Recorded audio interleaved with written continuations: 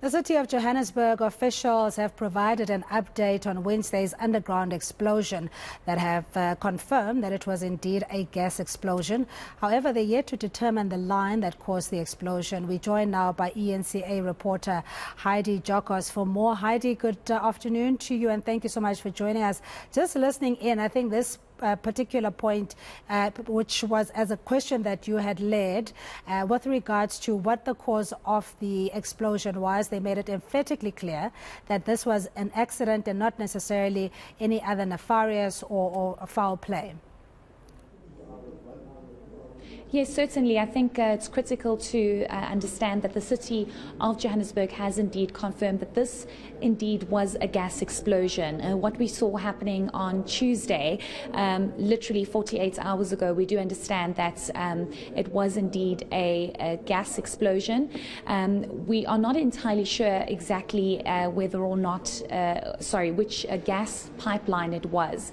Remember, Cindy, we were told by Egoli Gas very soon after the incident that they basically said it cannot be our gas line. We've detected all our gas pipelines and we are not seeing any significant damage or pressure to our pipelines. Therefore, it cannot be from our side in terms of that gas leak. However, they did then release a statement just the very next day indicating that indeed they picked up a small gas leak on one of their pipelines, but the city has indicated that they are still investigating in terms of where exactly the gas came from that caused that explosion. That was not a minor explosion. We do know it's about 400 meters that was affected in Lillian Ngoyi Street, popularly known as Bree Street. But I think, at least for clarity purposes now, we do know that the cause of that explosion was indeed because of gas.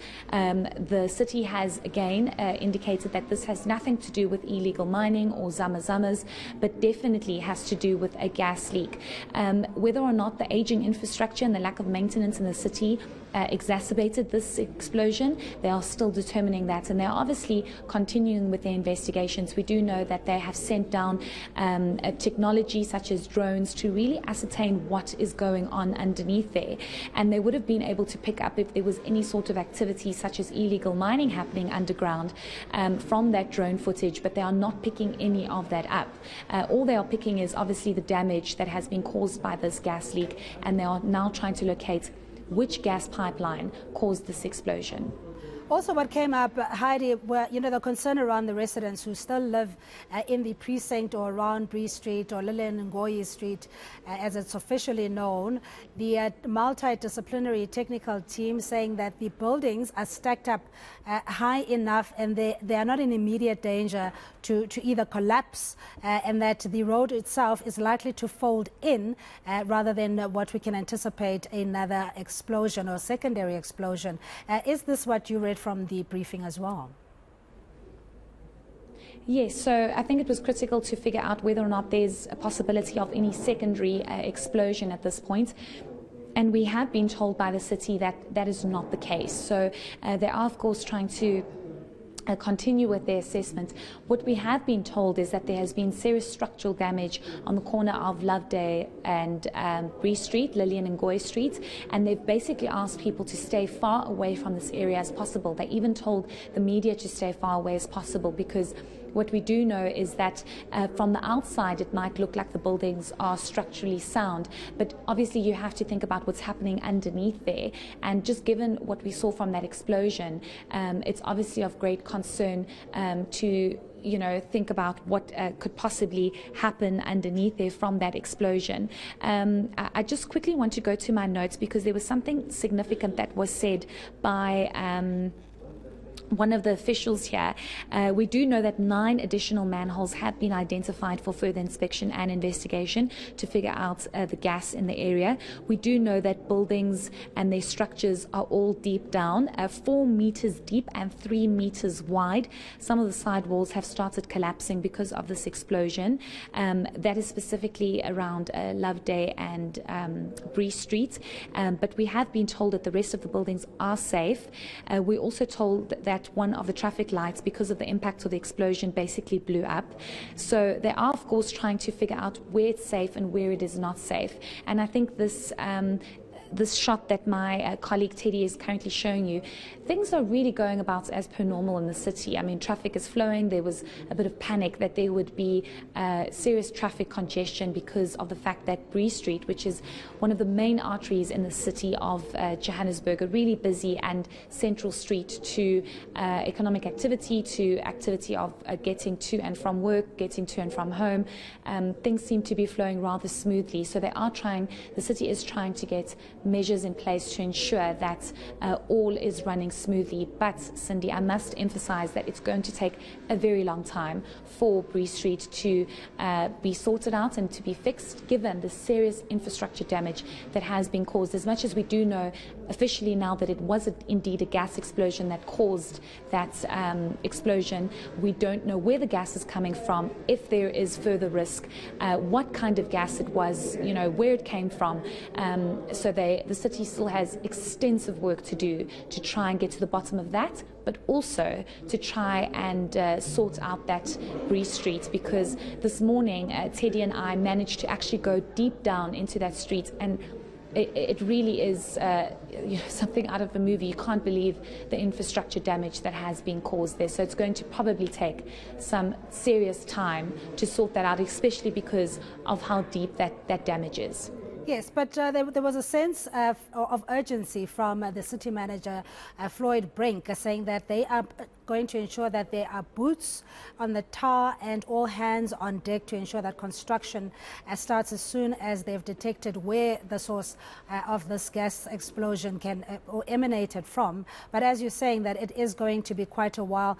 Yesterday, you also reported that the road had been, certain roads had been cordoned off to make sure that there isn't any traffic or movement, and that construction or investigations can go ahead in earnest.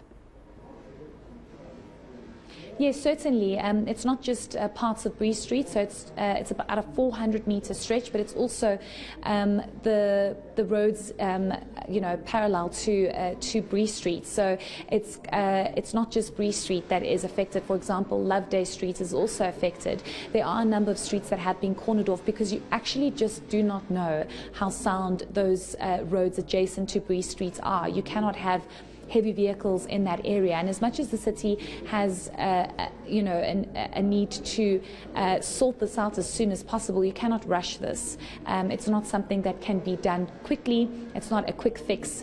This needs a lot of time, extensive investigation, and a lot that needs to go into this. Also, I think another element that might not be of top priority at the moment, but it is definitely something that's going to come up, is where's the budget going to come from to fix all of this, especially because is it going to be an emergency budget? Does the city have a budget to sort this out?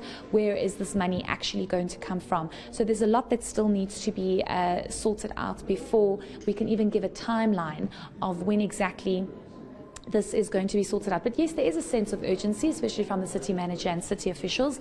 They've even brought consultants in to try and really get experts in to figure out the underworld, if I can call it that, Cindy, of the city of Joburg, to figure out what is going on. I also posed the question about the secondary explosion, not just in Bree Street, because why Bree Street was specifically, why the explosion specifically happened in Bree Street, we don't know.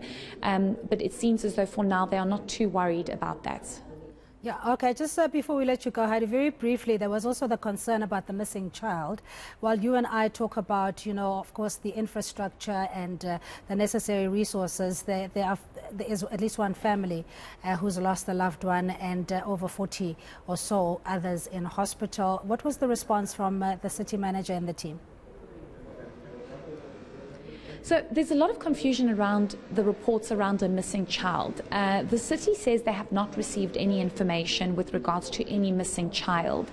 The challenge here is that as much as they want to further investigate if there's an unfortunate incident of any people missing underneath all that rubble, they cannot touch that rubble for now, because investigations are still ongoing and there's just too much damage caused to that 400-meter stretch of road of the Bree Street. So they are going to only be able to do that once it is safe to do so. But according to the city, they do not have any reports of any missing child.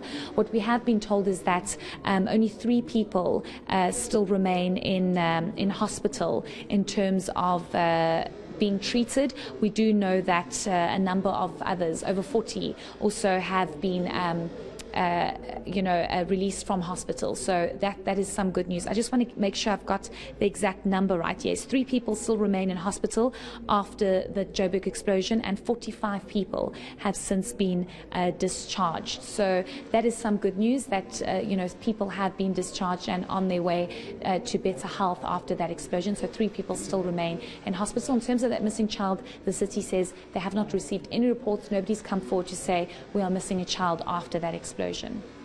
Heidi Giokos, thank you so much, reporting from Johannesburg. Well, the update and the briefing we heard earlier from the city manager, Floyd Brink, and the technical multidisciplinary team to give an update on investigations, what needs to be done, and the structural damage. Of course, the numbers haven't quite yet been collated in terms of how much it's going to cost the city and primarily taxpayers. But nonetheless, good news in the sense that it doesn't seem like at this stage, at least, there are any missing persons, and many others who are recovering now and having been discharged from hospital. That's Heidi Giokos out in the Johannesburg CBD. Now